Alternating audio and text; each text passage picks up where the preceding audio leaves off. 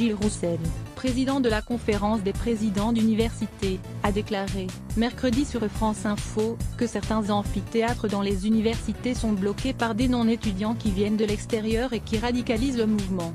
Alors que les blocages d'universités contre la loi orientation et réussite des étudiants et la nouvelle plateforme Parcoursup se poursuivent, le président de la conférence des présidents d'université, CEPU, Gilles Roussel, invité sur France Info mercredi 4 avril, estime que le mouvement, à ce stade, n'est pas vraiment dur, mais pourrait monter.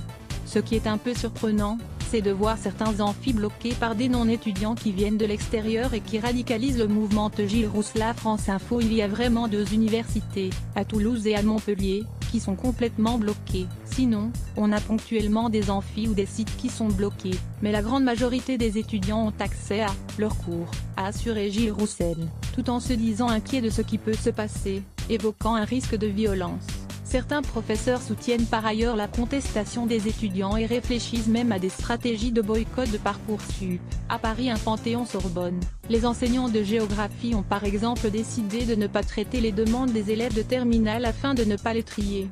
Ce que j'entends de certains professeurs, finalement, c'est le retour au système précédent, c'est-à-dire qu'on ne place personne et donc on fait un tirage au sort, a réagi Gilles Roussel. Je ne pense pas que cela soit beaucoup plus acceptable pour les jeunes, a-t-il poursuivi. Tout le monde ne peut pas aller à Paris, malheureusement, donc, vous entendez bien que, compte tenu du nombre de demandes, il faut bien qu'il y ait une répartition, a défendu le président de la CEPU. À lire aussi sujet associé Parcoursup Éco Conce Société Éducation.